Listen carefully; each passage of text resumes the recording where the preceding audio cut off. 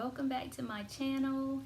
I know this is a little different from what you are used to seeing on my channel, but I thought maybe it will be helpful for someone out there searching for information on keto for older, more mature women like me. So what the heck, I thought I would share my experience in case it's helpful. So let me just start by saying I am not a doctor, I am not anyone in the medical field, and this video should not be considered any medical advice. The purpose of this video is to simply share my personal experience since starting keto/low carb. What works for me may not work for you because everyone's body is different. So please keep that in mind. So, best advice that I can give anyone interested in keto or low carb is to learn your body. You really should get to know how your body works and what things impact you, how certain foods may affect you, etc. I'm not going to go into a lot of details or talk about medical information. I'm not going to debate whether keto is good or bad. When I was considering what was best for me, I didn't find a lot of personal experience videos for women of a more mature age like me.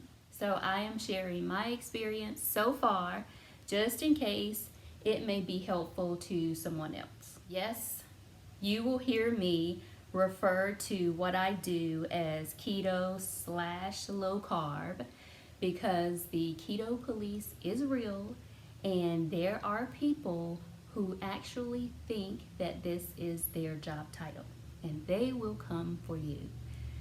So I really don't like to put labels on it. What I do is closely related to keto. But again, the most important thing is learning what works for you and your body. Full disclosure, I have never been considered obese. I have not lost 100 pounds or more since doing this. I've never been severely overweight. My overall goal was to lose about 30 pounds and to become just overall more healthy. First thing that I did was research. I researched what exactly is keto, how does it work, what's the typical diet look like for someone on keto/low carb, how does it affect the body, and what are the pros and cons. Keto, in simple terms, is short for ketosis, and it is a metabolic state. When you eat low carbs, high fats, and moderate protein, you can go into a state of ketosis, or your body goes into a state of ketosis, and you burn fat for fuel. Second thing I did, and this was of course the biggest change, was adjusting what I ate, changing my diet. I knew that there would be some things that I could no longer eat, but rather than looking at it as going without or being without some things, I simply learned that you can replace some things with healthier options. So for example, rather than using white flour, I now use almond flour or coconut flour. Rather than using white cane sugar, I use monk fruit. And rather than using vegetable oil or canola oil, I use avocado oil. So you really don't have to go without anything. There are a ton of options available that are easily purchased at local grocery stores or online that you can use in place of those things that you're used to having, and those are much healthier options. I also just kept it simple. I didn't try a lot of keto recipes or try to overcomplicate things. I learned what I liked and I stuck with it. I am a creature of habit, so I eat almost the same things every week, almost the same thing every day for breakfast. So it's not difficult for me to be able to figure out what I can consume Third thing that I did was learn how to track my macros. Macros are simply your macronutrients that are found on the label of everything that you eat or drink. I use the free app called Carb Manager, and I do plug in everything that I eat and drink on a daily basis. And the Carb Manager calculates your macros. You can set it up however you want to set it up, and it will tell you of everything that you've consumed that day, what your fats are, what your carbs, protein, calories. It will calculate all of that for you. I personally stay between 10 and 15 carbs a day for everything. Most people, to be considered keto, consume no more than 20 carbs per day. And I allow myself 20 carbs, but I've gotten to a point where most of what I consume normally totals well below 20 a day. The fourth thing that I did was incorporating exercise. I have always been active for most of my life. I was athletic throughout school, even played organized sports well into my 30s, and I actually had started working out prior to starting keto / low carb. So I started working out on a regular basis back in April of this year, and I was primarily doing cardio because my overall goal was to lose weight. So I was doing something cardio every other day, and my exercise of choice happens to be Taebo. I have done it for more than 20 years. Billy Blanks is actually still posting videos right now on his YouTube channel, and I've always liked Taebo. My advice would be find some type of exercise that you like, and that way it's easier to be able to do it on a regular basis. Now I incorporate more resistance and strength training because I have met my goal weight. I'm actually a little below. I have lost the 30 pounds. Now I want to primarily focus on defining, toning, and gaining muscle. So I still do some form of cardio, maybe a couple of times a week, or I will incorporate light cardio into my resistance training workouts. And I am still working out every other day. I may work out several days in a row, just depending on time, if I'm in the mood to work out. So I do try to stay on some type of routine. Now, you can lose weight living a keto / low carb lifestyle without exercising. The change in diet as far as reducing the amount of carbs that you intake is so drastic for most people on keto low carb that you can lose weight without exercising.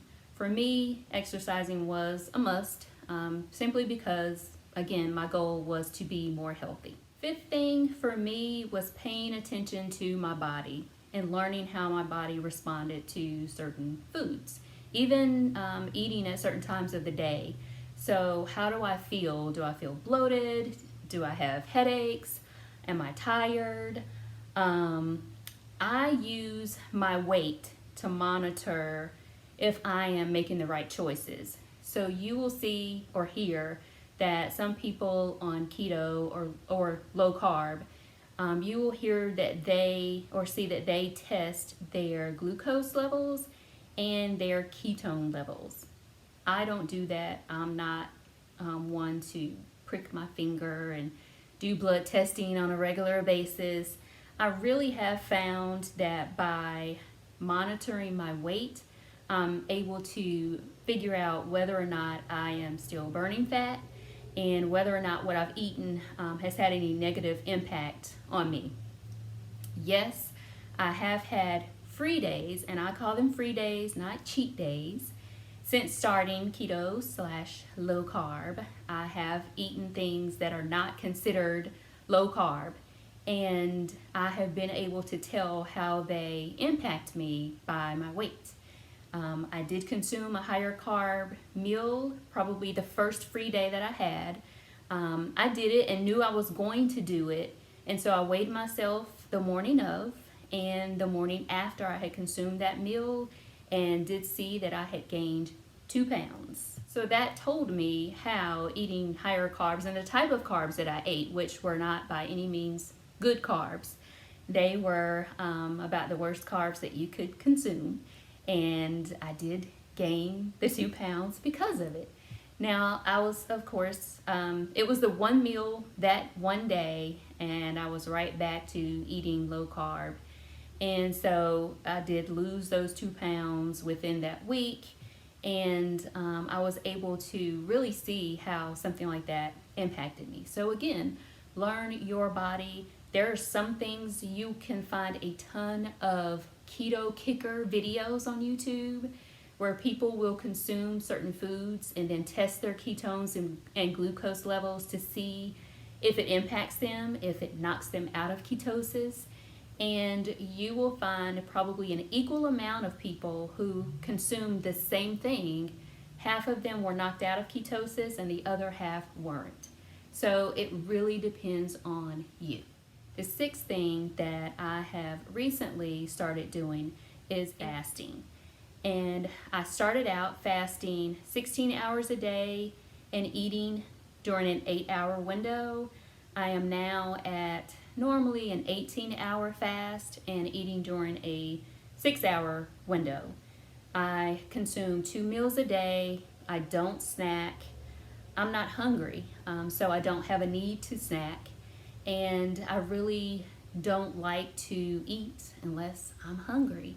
So I was in a habit of that prior to keto and low carb, where I would eat something sweet or snack on things just because it was a habit. And I no longer have that need. I no longer have those cravings, and so I don't. I consume 2 meals a day, and I'm not hungry in between those meals. I do make it a habit of consuming a minimum of 64 ounces of water every day. I wake up first thing and I start drinking water, and I go to bed and make sure that I have consumed my 64 ounces of water. I usually don't eat past 7 p.m. and that just helps me to be able to digest better and sleep better at night. Sleep is important as well. I also don't consume desserts on a regular basis, so I don't eat dessert every night after dinner. If I do choose to eat a dessert, it's normally because my fat intake isn't as high as I would like for it to be that day. So I will eat something a little bit higher in fat. So it may be low carb ice cream or a low carb protein bar or some nuts, something like that, just to up my fat intake for that day. So that's it. My top 6 steps for how I started keto, low carb, over 40, and how it has worked for me so far. I am still learning. It has not even been 6 months for me yet. So I am still learning things along the way, still figuring out what works best for me. But I did meet my goal weight on September 1st of this year. So I started May 1st and I was at goal weight September 1st. And I have no longer sugar cravings, no longer the desire to eat when I'm truly not hungry, and I just feel better overall. So it is something I'm planning to keep going with, something I want to continue, and it definitely has worked for me. So if you're interested in more keto, low carb content, drop me a comment below, like this video, and I'm happy to do more. We can talk about what I eat in a day, what supplements I take, how I fast, all types of keto related content. So drop me a comment, let me know if you're interested in seeing that, and I'll do more. If any of you are keto or low carb or are on any type of weight loss or healthy journey, comment below and let me know what your experiences have been, particularly if you're of a more mature age like me. then I would love to hear from you. But I'd love to hear from all of you about your journey and what you've experienced. I support anyone who is on any type of journey to be more healthy. So as always, thank you guys for watching, and I'll see you in the next video.